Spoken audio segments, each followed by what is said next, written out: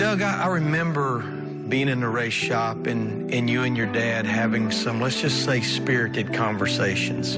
Was he hard on you? Did he push you because you were his son? The reason why we got in those spirited battles is because I wanted to prove to him I could do it. Yeah. And I wanted to do it myself. I didn't want to be Robert Yates' son. I wanted to be Doug Yates. And if you remember, I never called him Dad at work. You called him Robert. Called him Robert. Yeah. And that's the way we did our thing, because I wanted people to respect me for my contribution and what I was doing. And I didn't want to be looked at as the owner's son. Yeah. And I was trying to prove myself to him. 1992, 93, and 94. I don't think you could dig through the 70-year history of this sport and find a race team that experienced so many highs and so many lows. Do you really think your dad looked in the mirror and go, do I want to keep doing this? I would say that I probably was more ready to give up than him. All those moments through that year, all the things we went through, Davey Allison is the toughest guy I've ever met. After his tragic accident at Talladega, we didn't know if we could go on and even race anymore. But I think that my dad felt responsibility for everybody in the shop, felt responsibility to his sponsors and partners, and he loved racing. If I heard your dad say it once, I heard him say it 100 times.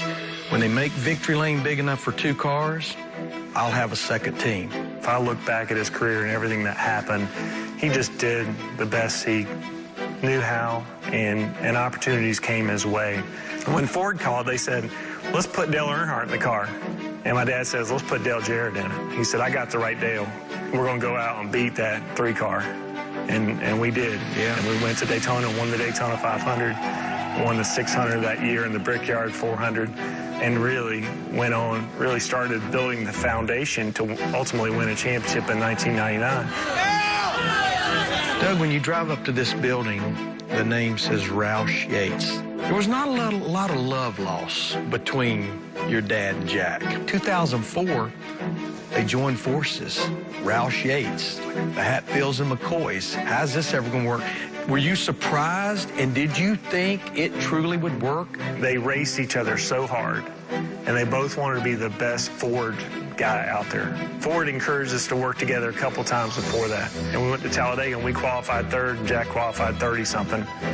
And it was bad. I mean, it was really bad because, you know, somebody felt like they got short end of the stick on that deal. In between practices, my dad and I looked at each other and said, all right, let's go talk to Jack.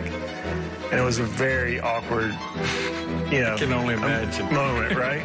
And Jack looks at my dad and said, I don't like you very much, but I like Doug, and I think he's got a lot of potential. And for that, I'm willing to talk about doing this deal. Just like I had to prove myself with my dad, I had to prove myself with Jack. And I had to prove my worth to him. That was a really good starting point. 20, just the 2 of you. Neck to neck, come on. Oh, crash! Kyle Petty. Dale Jarrett is the race winner. Robert Yates, welcome back to Victory Lane. Thank you. I didn't think it made these anymore. How about that? We needed that. You think anybody in their wildest dreams would have believed that would have been the last trip to Victory Lane for a car out of Robert Yates Racing? I sure didn't, but I remember that day like it's today. In that final year, we sat on the front row for the Daytona 500. Mm-hmm. But we didn't have our act together at all the other tracks. I looked at him and said, Dad, don't do this for me anymore. You got to do it for you. He was 64 years old. He passed away at 74. He had 10 years to do whatever he wanted to do. That's kind of the way his life went, was significant moments. How tough was those 11 months? That was the toughest moment of my whole life. You know, I think you asked me to come on a year ago to do something like this, and I couldn't do it. Yeah. As racers, we feel like we're going to win every race, right? We go to every race to win. If we have a problem with an engine, change it and get another one, right? But with your life and your health, you can't do that. It doesn't work that way. You know, when he learned that he was in the Hall of Fame, that was the moment where I think that completed his life. The 2018 class for the NASCAR Hall of Fame. Our first name, Robert Yates. To me, one of the coolest sights I saw was that jacket laying there by his bed. So he knew he was a Hall of Famer. Oh, yeah. Yeah, he did. And you're such a good friend to him, Larry, so thank you for that.